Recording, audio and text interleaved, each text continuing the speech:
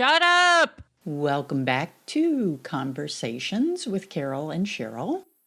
Thanks for listening, and remember to check out our Conversations with Carol and Cheryl Facebook page, our Instagram page, and our YouTube channel. I have also included links in our show notes to resources available in Fairfax County, Virginia, for parents in need and addicts looking for assistance. Cheryl was not able to join us today in this episode, but will return next week. Today we have the privilege of speaking with Bridget Simpkiss, former co-director of the now disbanded Naomi Project in Fairfax County, Virginia. Bridget is a mom mentor, as well as a mother to so many in her tribe. So welcome to the show, Bridget. Thank you so much for having me. You're welcome. Can you tell us a little bit about yourself? I grew up in New Jersey and then married a soldier and moved all over the world. In the course of our life together, we had one child, and he had a son, so I have a stepson. And then my child was the kind of kid who came home with kids. And so mom to one, stepmom to one, 6 more call me mom. I have 8 grandkids from my stepson and 2 more bonus grandkids from the other bonus kids. So it's a tribe. But I also started many years ago volunteering with an organization called the Naomi Project, which is now defunct, but we did a lot of really good work. And that was based through the Council of Churches in this area. And we worked with underprivileged moms, first-time moms. As soon as the health department knew that they were pregnant, we would get a referral. Or as soon as the school, if they were a high school student, knew that they were pregnant, we would get a referral, ask them if they would like an experienced mom to mentor them through the first 3 years, pregnancy in the first 3 years. And then we would match them up with a mentor in their area, so they didn't have to travel too far, anybody. And they would work together at least once a week on the various topics that came up through their life. Okay, so in the Naomi Project, was there like a workbook or a structure or guidelines that you would work through with the new mom, sort of a check sheet or? We gave a full day training before they became a mentor.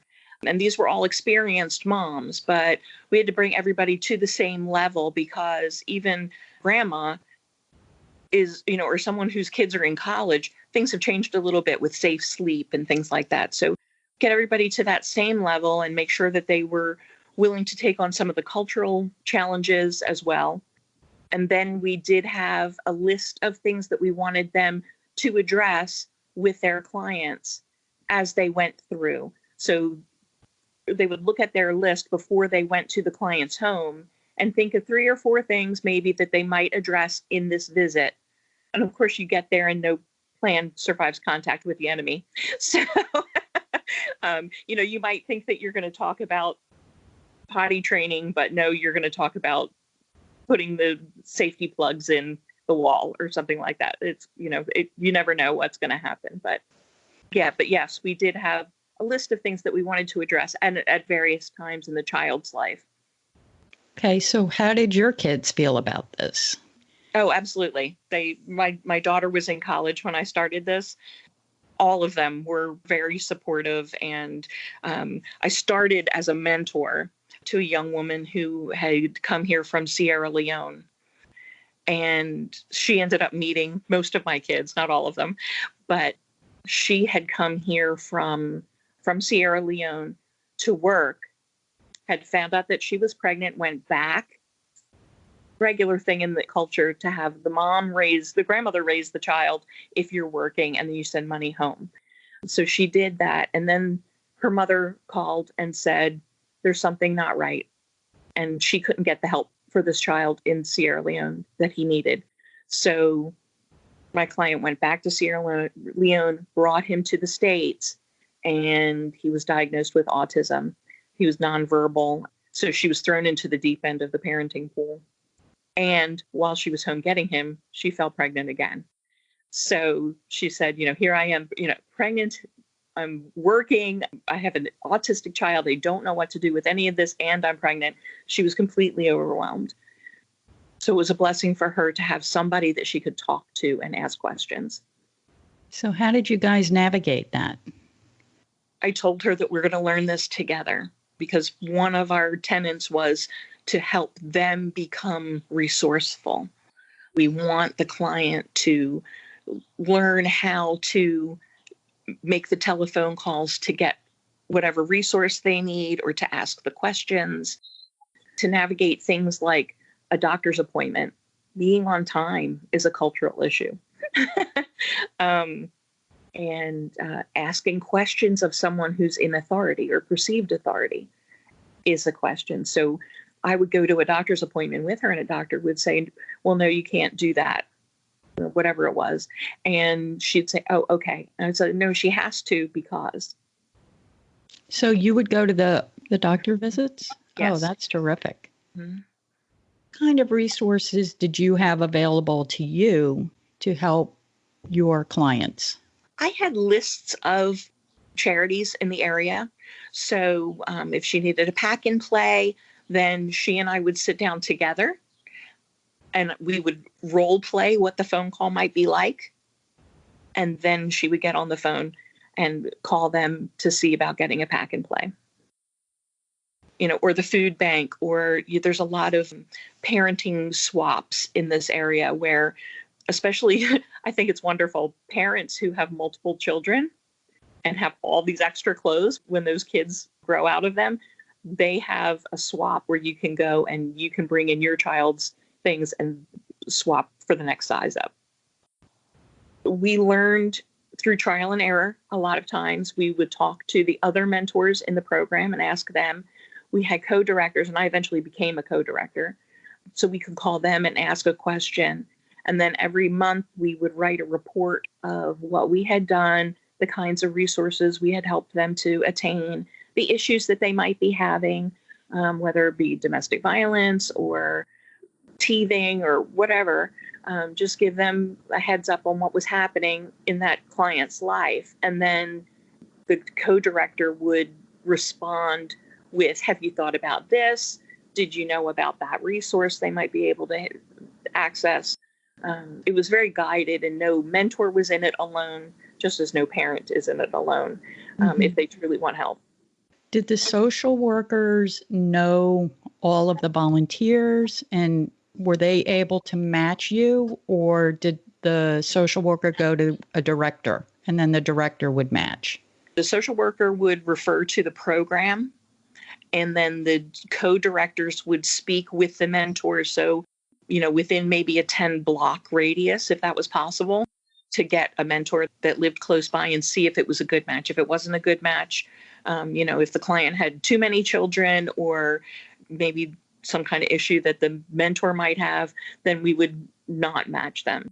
But we would take the mentor and the co-director would go to the client's house for that first meeting to make sure that everything was safe for the child that was coming and for the client who's in the situation.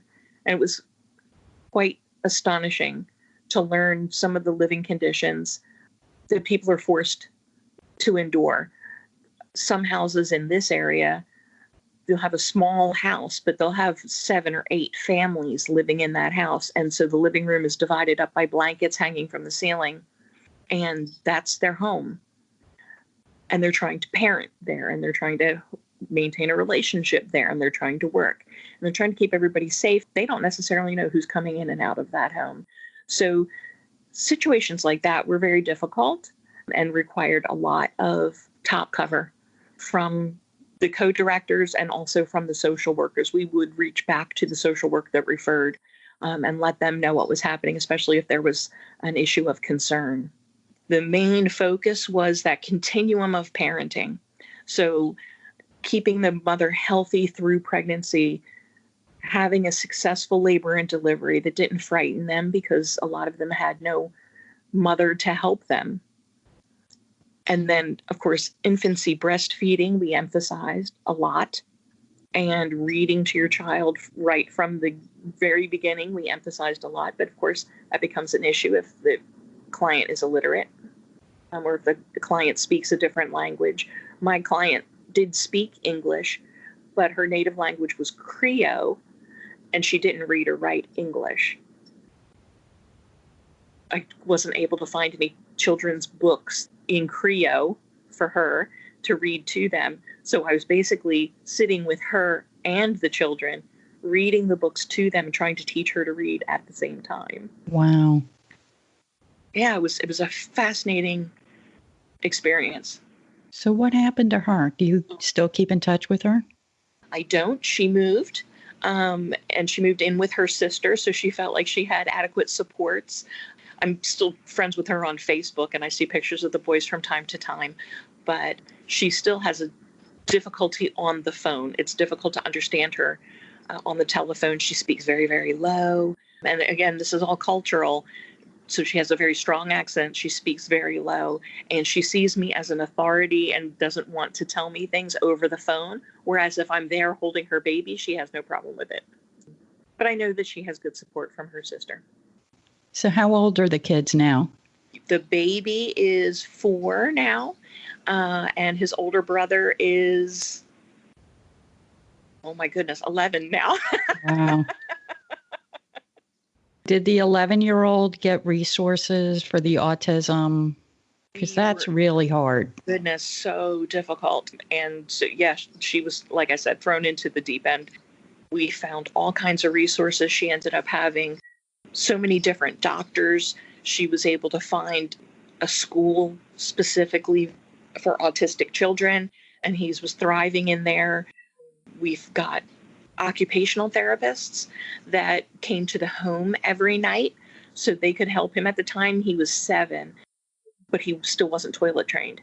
And so they were helping with toilet training. They were helping teach him how to brush his teeth, teach him how to take a bath, because the grandmother in Sierra Leone had done those things for him because it was easier for her. But then when he came here, then his mother also was dealing with an infant. So these occupational therapists did a wonderful job. And they also were helping to teach him sign language and work on a tablet. And the amount of resources are amazing, but finding them is a real challenge. So what made you get into this? Had baby fever. It's like, I'm either going to adopt myself or I'm going to do something like this. I know, they're like kittens, aren't they? You just fall in love with them. Right. I was missing my daughter. Yeah. My stepson was out and doing his thing as a full grown adult, and having kids and stuff, but they live in a different city. And the bonus kids were all also in college, flown and grown. I needed to do something, so I found that. Yeah, it's really interesting when you're an empty nester. Mm-hmm. I know for me, I just dreamed of the day I could not wait. And then when it came, it's just happening to me now. I have this huge black hole, and I guess this is what you were feeling too, and it was an emptiness. Yes. And it's like, okay, I have to reinvent myself. I have to get a life for myself. But my whole life has been supporting others and facilitating other people's happiness. And that made me happy. It wasn't like at an expense. That was what made me happy. So I'm kind of at that crossroads right now for myself. I just retired. I've been retired for 6 months, and I'm taking a break, and I'm loving the quarantine. I'm an introvert too, and I'm on my own little island over here, and it's really great, but it's not healthy. I can't just stay on Carol Island. I don't want to have a big commitment either. That's so enveloping and I don't want a big commitment. So I have to find something. I don't know if it'll be with kids or what. I don't know. But I think that's really cool that you did that. And you probably got as much out of it as the new moms. I'm sure. I'm sure much more. It filled my heart, and I miss doing the program. The program had to close because we were attached to another program that was sort of a parent organization, and their focus differed dramatically, and it got to the point that it wasn't tenable anymore. But I think all the co-directors and I feel the same, that we miss that interaction. Yeah. You couldn't go with the co-directors and start your own project? No, the organization had been quote unquote sold for $1 to the other organization, so we could not continue it under any other guise. So it's still going, just under different guidelines or whatever? No, we went to them and said, here's what we would like to have happen. Can we reach an accommodation where you have the control that you feel that you need, and we can continue to run this program for the benefit of these parents? They were asserting control in ways like they wanted to have strangers be able to go into the client's home without the mentor. And we said, no, one of the things we're trying to teach them is to have autonomy and to be able to assert their autonomy in this country. And as parents, to be able to say, I decide who comes into my home. And that was something that they weren't able to reach an accommodation on. We tried back and forth. It just didn't work out. So their focus was very, very different. It sounds heartbreaking to me. It was. The work you guys were doing was so important. You were really helping these moms to help themselves. Yeah. And our fear was the very young ones. We had a 14-year-old with twins. And her mom was not supportive. She still lived at her mother's house, but her mother wouldn't touch the children. It was very difficult. Was she a rape victim? Yes. Yeah, that's really hard. Yes. We discovered over time that we were seeing more and more young ladies that had been human trafficked. They try to come into this country. They fall prey to whomever it is that they think is going to help them get into the country. And then they're put on the streets. And if they fall pregnant and find out too late to terminate the pregnancy, then they're cut loose. And suddenly they have no home. They don't know anybody. They don't know the language, nothing. And they're pregnant. They usually haven't had any medical care, and they usually need quite a bit of medical care and emotional support. And so we would get referred to help them. That was an uphill battle for the mentors to help these young ladies that rightfully didn't trust anybody anymore, but needed a tremendous amount of help. So what happens to those girls now? Are there other organizations that are helping them, or do they just get deported? What happens? Fairfax County started another program that was similar, that was run by, it was not a volunteer program like ours was, but it was run by social workers. So I think that was something that grew gradually through the last years of the Naomi Project. They were able to take up that when we ended our program. And we both have daughters. And I just could not imagine my daughter, as strong as she is, in that situation. That's right. It's mind-boggling. And a lot of the resources end at the first year of the child's life. And as you know, they're still teething and they're still crawling or walking, and they're learning to speak, and discipline becomes an issue, and they just don't know what to do at that point. And that's kind of where they're cut loose. There's programs for infancy, and there's programs for problem children, but there's not a whole lot of other supports throughout that continuum of parenting. And that's why I thought that safe sleep, breastfeeding, reading to the child was a huge piece of what drew me to this program, because it's so important for the child to understand from the earliest time in life that reading is positive. I'm going to be on a warm lap. I'm going to have a nurturing voice. I'm going to see these colorful images. I'm going to learn that I can get stories through books, and that makes the child want to read later in life. And they learn vocabulary, language. Yes. And I think it's the key to getting out of the situation. Yes.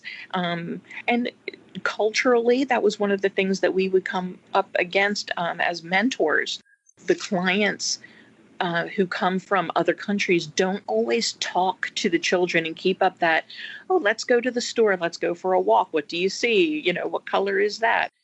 That doesn't always happen. It's just a cultural thing, but it hampers the child going into preschool and kindergarten who doesn't then have the vocabulary from Yeah. that interaction. What about if the kid has a disability? That's a huge issue. And so many disabilities become apparent in those early years, but after infancy. The reading is so important because if they can't read or spell, then they lose their self-confidence. Yes. They lose their self-esteem. They feel like they're different. Mm-hmm. And then, in 7th grade, when the marijuana is introduced for the first time, they feel like a normal person. All the anxiety around their insecurities are gone. And then the wheels come off the bus. I think the reading is key. There's a disability, bam, get right on it. Whether the schools support you or not, because the schools are not going to support you because that takes funding. You have to be really assertive to get help. And it can be expensive. It can be very expensive. If the parent is very young and doesn't have experience of what the world is like in different situations, they don't know how important it is for the child to read. Or if they're from another culture, they don't know how important that might be, especially here. It's extremely important. And like you said, the wheels come off the bus very quickly if they don't have that foundation. Just to give them a little bookshelf and a couple of books, and each time I would go and give a book made a huge difference, because otherwise they wouldn't have had any and nobody would have read to them. In the libraries now, are there reading programs for kids where kids can come and adults will read to them? There are. Unfortunately, they're during the day. So I'm hoping that this COVID situation has maybe opened eyes to other ways that we can get them reading at different times, different hours of the day, because I think we've all been forced to do that now. And more parents are trying to do homeschooling and having their eyes open to how difficult that is. So they can't just blame the teachers. Maybe they see that their child needs that extra support and they can search for that. And I put on my Facebook frequently, if I see that there's a celebrity or somebody that is reading to children, I'll put the link on and let them do that. And I'll say, for my young parents out there, because I probably have 100 young parents on my Facebook.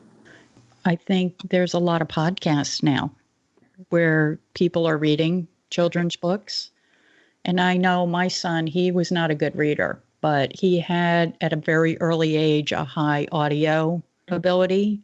So if you read a book to him, he could recite the whole thing back. If he heard it, he knew it.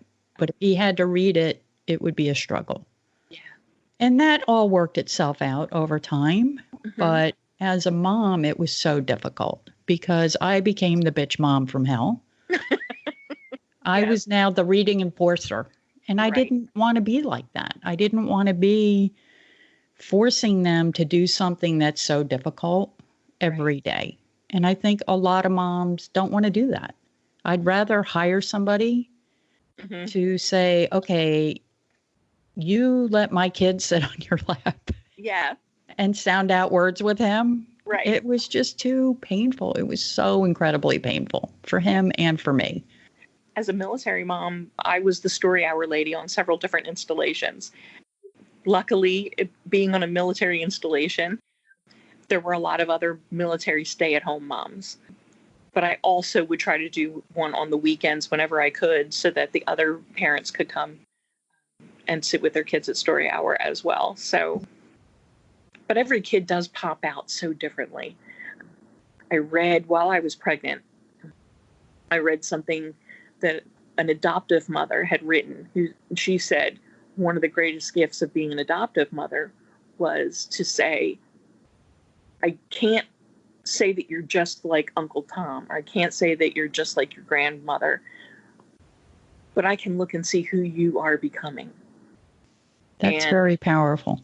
it really is, because we do that, don't we? We tell our kids, oh, you're just like this. You're the one who's good at math. You're the one who's good at theater. You're the one. And it kind of takes away the autonomy of their own experiences. As, you know, oh, it's genetic, or you're in this pigeonhole, rather than saying, who are you becoming?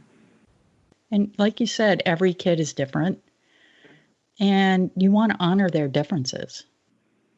But that doesn't always make you look like a good mom.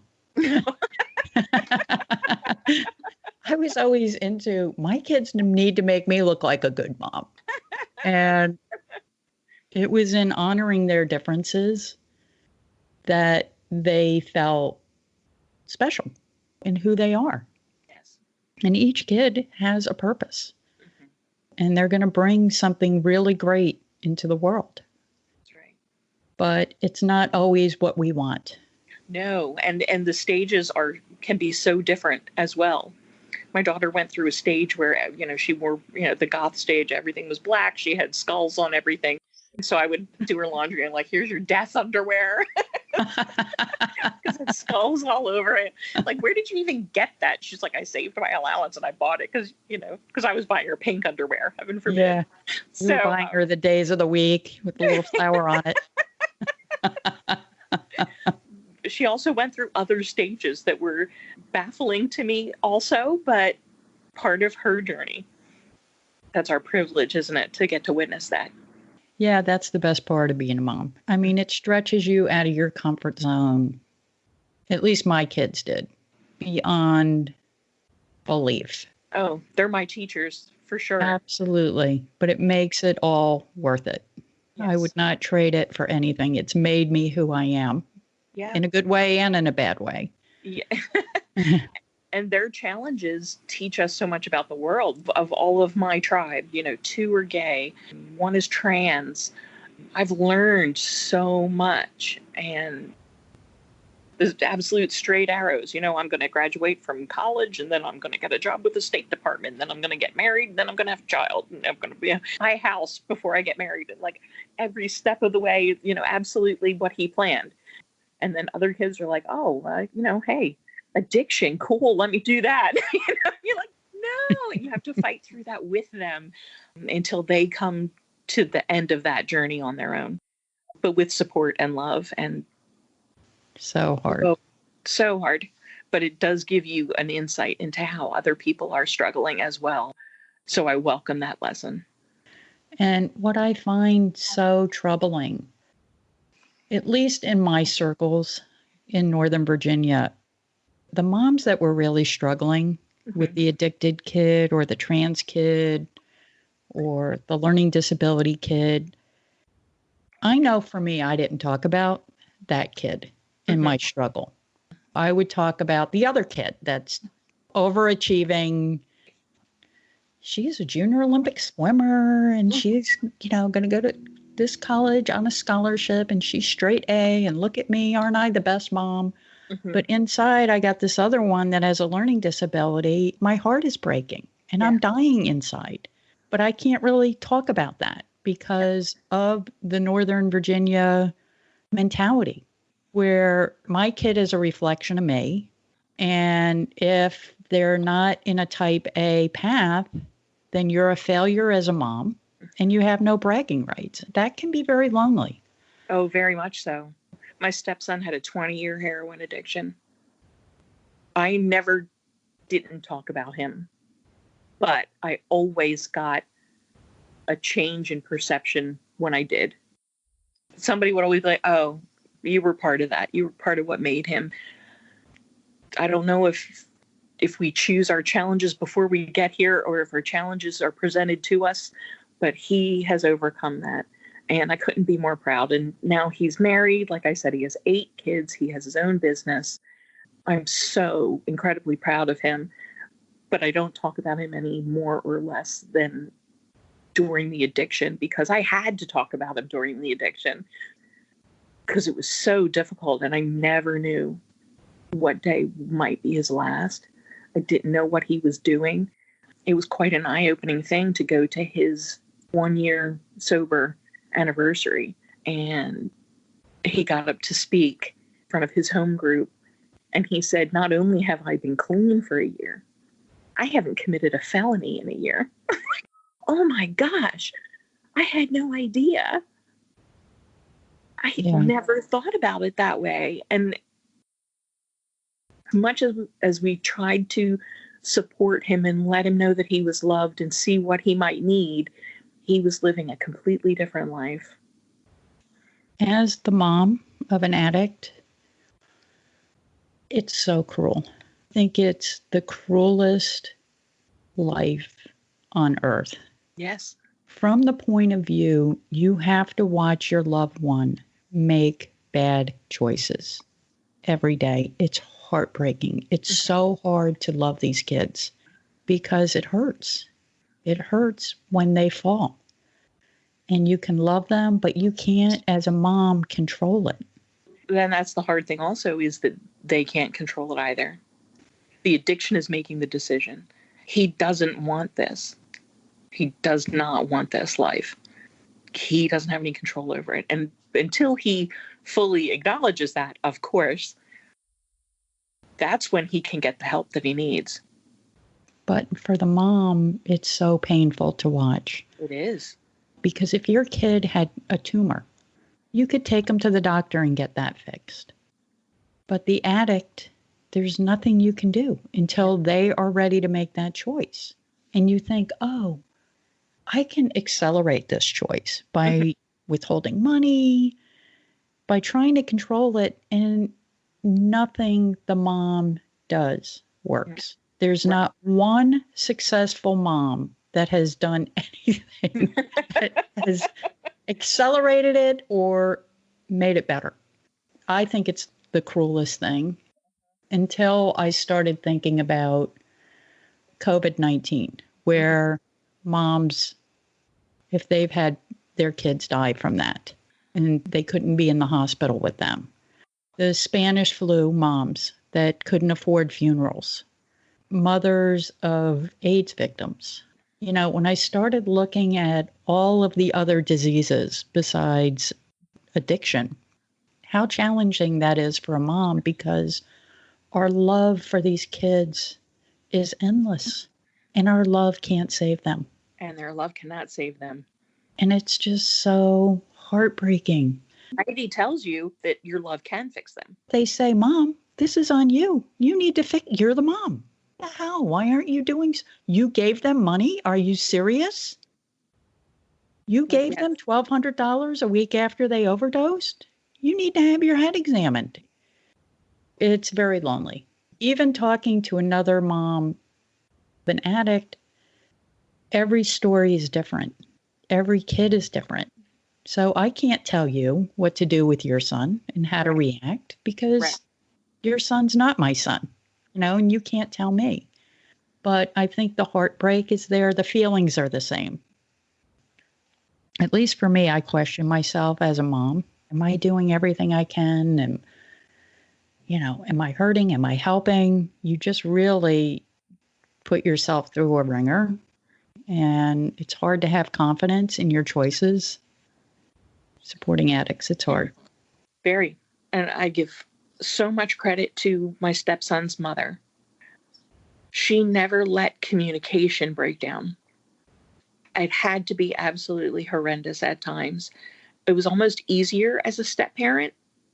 He didn't see me in the same light. So I could reach out and, hey, how are you doing? What's going on? Where are you today? But, you know, a mother walks that tightrope of, I'm grown and you can't tell me what to do, you know. Whereas a step parent can be a friend. But my stepson's mother kept communication open, and he really could tell her anything without her judging him. And I give her huge credit for that, because I don't think I would have done that. And I know I wouldn't have done it as well. But she's able to now see him thriving, and what a joy. But Mhm. some of my other bonus kids, one was raped, one got fired for being gay, one got fired for being trans, one got accused of all kinds of heinous things because someone found out that they were trans. So many things happen in a child's life after they're a child.